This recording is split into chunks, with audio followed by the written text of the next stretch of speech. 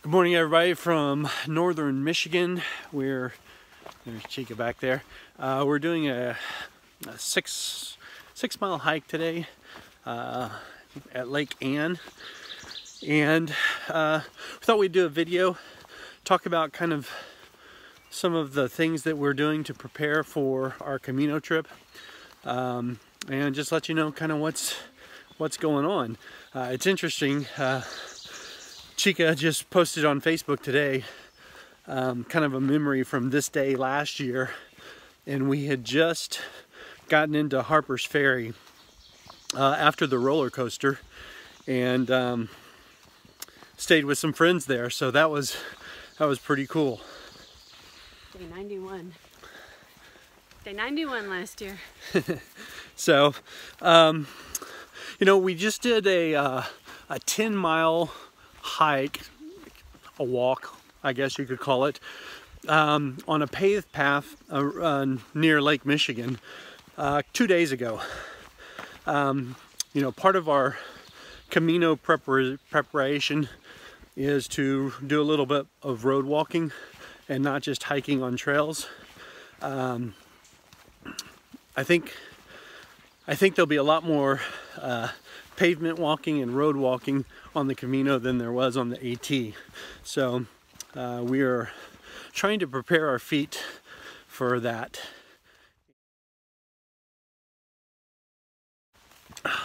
You know, another good thing about that long walk is, you know, we're getting to try out some of our gear choices that we've chosen for the Camino. One idea I had was to use board shorts like these right here for walking. Basically, it's a swimsuit, but they look like khakis, and that's what I walked down in on the AT. And I really liked not having to deal with underwear, to be quite frank. But it's a good thing I tried these out before taking them to the Camino, where I would depend on them daily, because they ride up and they are uncomfortable.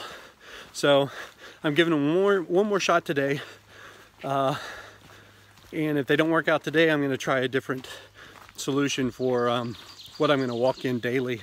Hey guys, so really our clothing and gear choices, well, mainly our clothing for the Camino, is very similar to what we used on the AT, just because we know what worked, we know what we're comfortable in. We're going to have a lot more opportunities for doing laundry on the Camino. Sometimes it'll have to be by hand and air drying, sometimes with washing machines and drying machines. So yeah, I'm mainly using my bike shorts and a synthetic top, my buff, you know, everything I use for the AT really. And then we'll have town clothes, which we'll also sleep in at night. And that's about it. We'll have a rain layer, and I'm taking a fleece. Oh, you're taking your puffy. I'm taking my puffy and a rain jacket. Yep. So we're really looking forward to the Camino. It's going to be totally different than the AT and totally different experience, and that's exactly why we're doing it. Plus, we've never been to Spain, so we're really looking forward to that. We're doing some good training.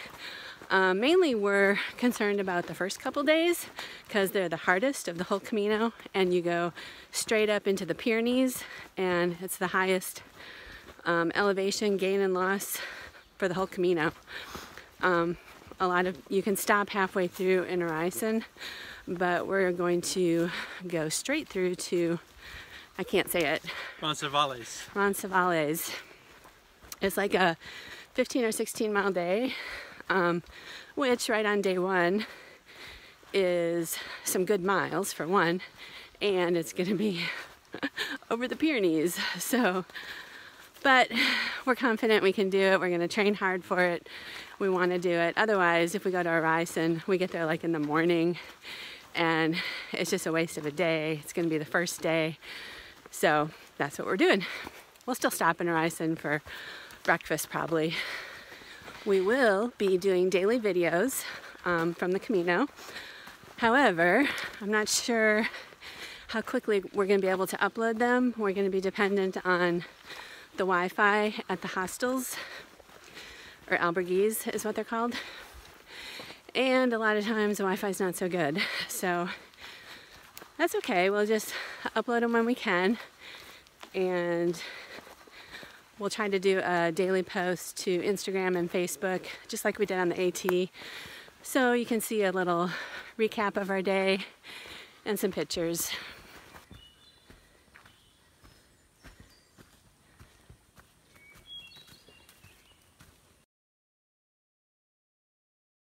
I want to show you a cool feature on Chica's backpack. It's this zipper right here. If you pull it down, whoa, look at that! It holds a copy of our book. This is our new book that is out, published, live on Amazon. And we want to thank you guys for helping us pick the cover. We went with the most popular vote on both Facebook and YouTube. And it's this one right here, which was my personal pick too. Was not mine, but... Good choice. But whoever picked the other covers, those were good covers too. So we appreciate your input. And we got all our pre-orders out. We sent them out yesterday and the day before. We had lots of signing and lots of bookmark work for me to do. The post office lady loved us. Yep, so that is all done and our book is out and we're going to be celebrating on Friday. So if you're interested and have not pre-ordered our book but want our book, it is available on Amazon in both the paperback and the ebook form. And we'll put a link right here and in the description of the video. Also, the ebook is available on iTunes and Barnes & Noble. And we are still offering signed copies.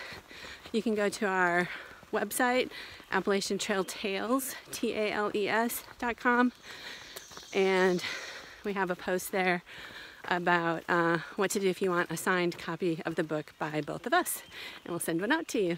Thanks, guys. So if you're late to the party and you don't know really what we're talking about when we're talking about the book that we published, the title and subtitle pretty much tells the story. Thru-Hiking the Appalachian Trail, 100 tips, tricks, traps, and facts. So basically, you know, when Chica and I started the AT last year, we had spent one camping trip of 2 nights outside in a tent in our entire lives. So we were very new to through hiking or long distance hiking or even short distance hiking. We did a lot of hiking, but not a lot of backpacking and tenting and living out in the woods. So, you know, according to an article in the Trek that I read last year or the year before, it's something like 80% of people attempting a through hike have spent less than 7 days out, 5 or 7 days out tenting or backpacking. So the majority of people starting an AT journey don't have any experience. So they're in the same boat as Chica and I. Same tent. And as most of you know who are interested in the AT, between 75 and 80% of the people who start off the trail with the intention of finishing it never do. So, excuse me, we're going up a hill. I am not in AT shape for sure.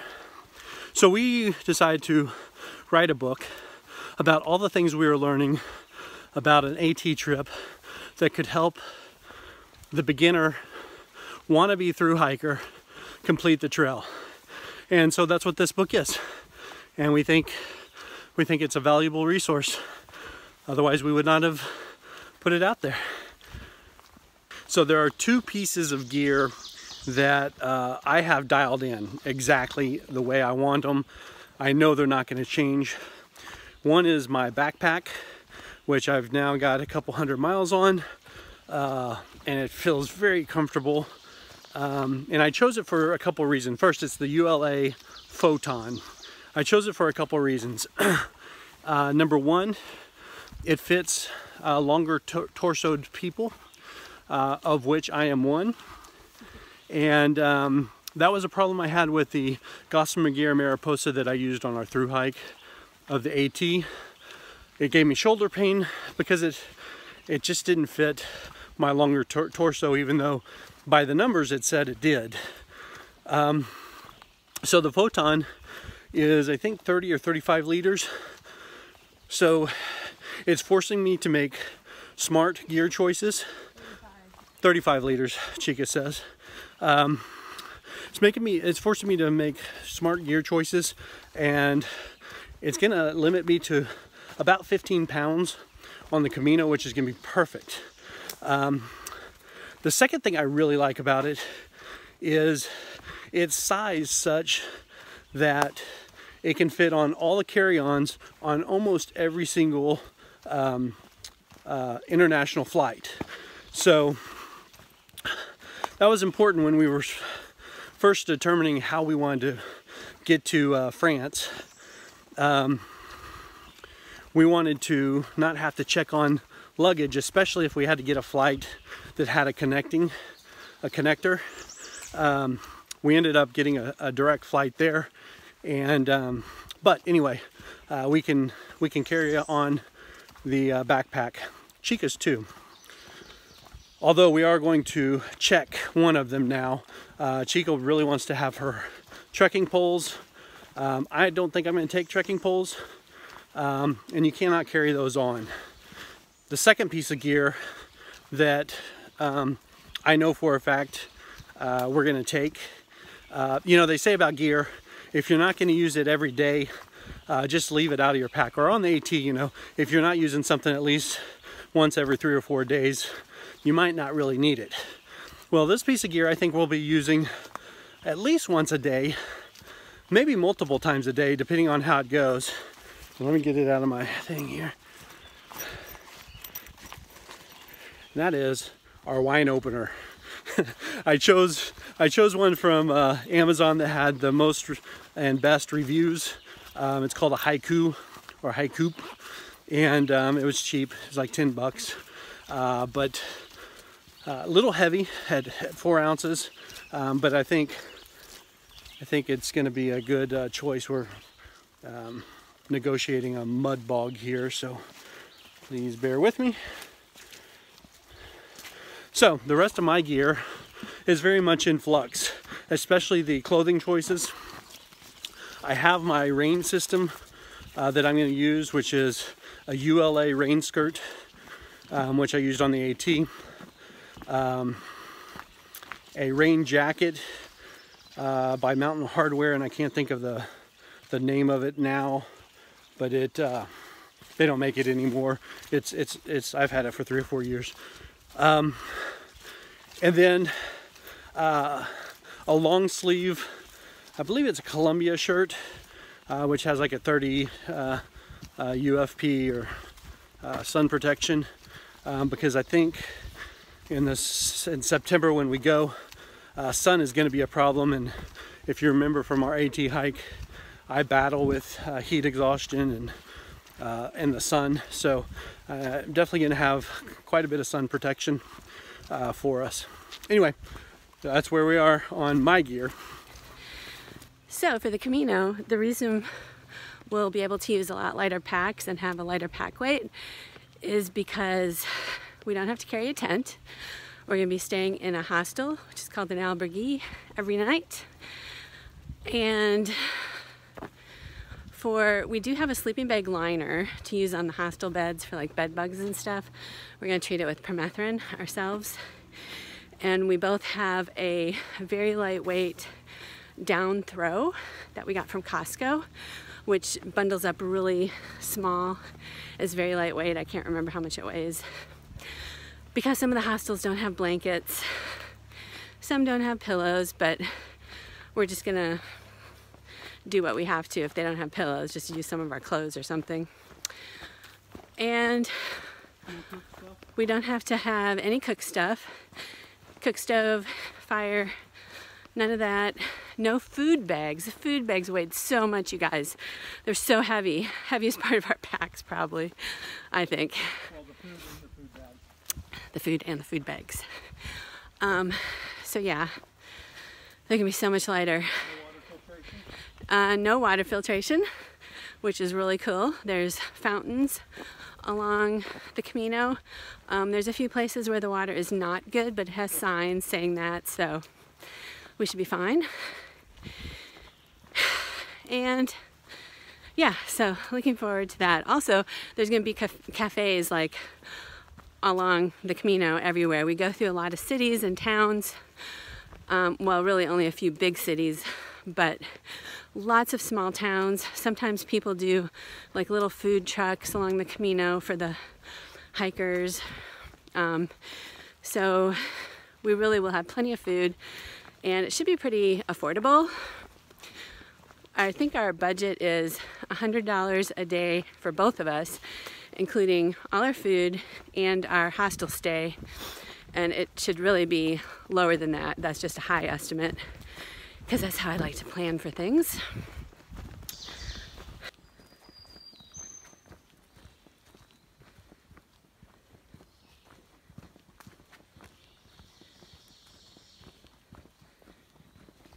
Now this looks like the AT. Oh, like a pro. Hey, so just wanted to throw this out there. Do any of you know of a house sitting gig in North Carolina? Western North Carolina by the Appalachian Trail.